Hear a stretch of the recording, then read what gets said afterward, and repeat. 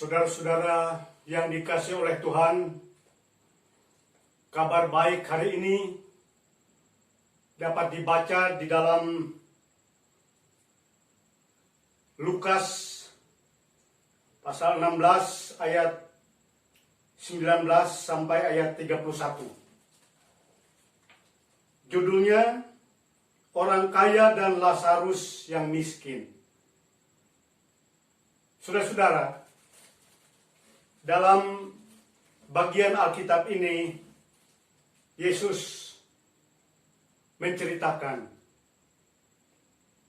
suatu gambaran tentang orang kaya dan Lazarus yang miskin. Si orang kaya ini hidup dalam kemewahan. Dia suka memakai jubah warna ungu dari kain yang halus dan tentu harganya mahal dengan kualitas yang bagus itu. Dan juga dia suka menikmati kekayaannya dengan berpesta, pora, dan lain sebagainya. Dan dia tidak memperhatikan orang lain yang ada di sekitarnya yang membutuhkan uluran tangannya. Sedangkan Lazarus yang miskin hidup penuh dengan kesengsaraan. Tidak punya apa-apa. Untuk sekedar mengganjal perut pun dia mengalami kesulitan. Oleh sebab itu, saudara-saudara, dapat kita bayangkan sedih yang dialami, penderitaan yang dirasakan oleh Lazarus yang miskin. Ceritanya kemudian dikatakan Lazarus yang miskin mati. Dan ketika ia mati, malaikat membawanya kepada Bapak Abraham. Dan Bapak Abraham memangkunya, memberikan sukacita kepadanya, memberikan makanan dan minuman, pakaian dan lain sebagainya, sehingga dia mengalami suatu sukacita dan kebahagiaan serta kesejahteraan. Berbeda 180 derajat dengan penderitaannya ketika dia masih hidup di dunia. Kemudian mati juga si orang kaya dan orang menguburnya.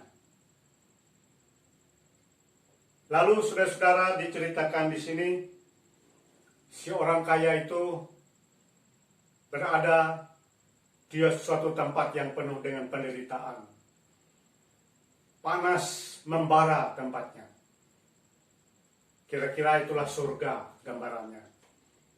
Dia menderita sekali.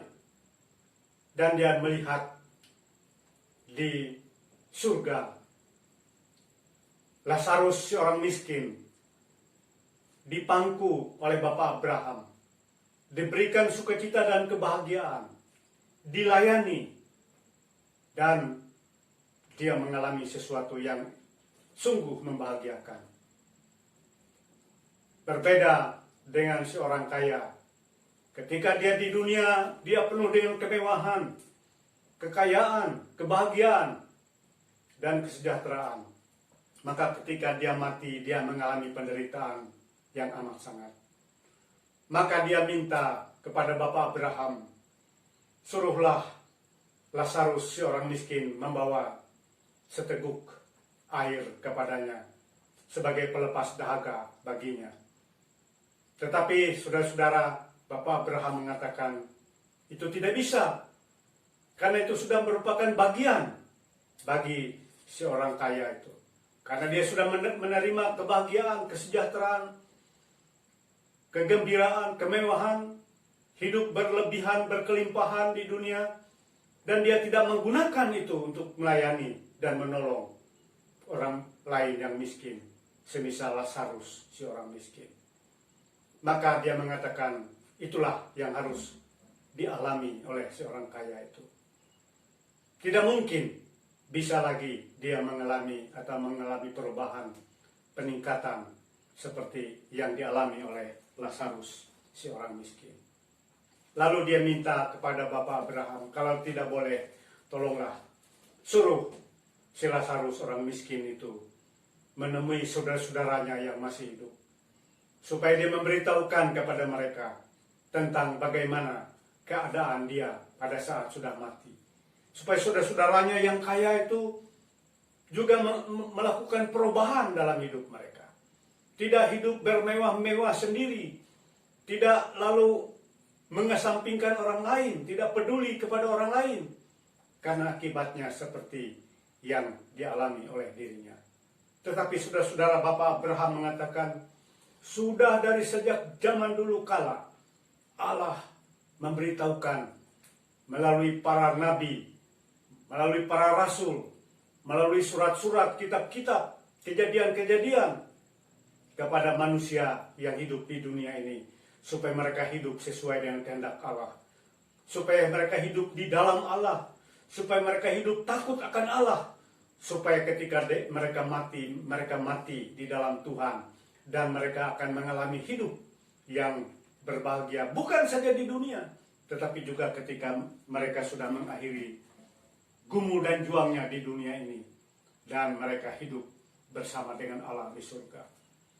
Tetapi semua itu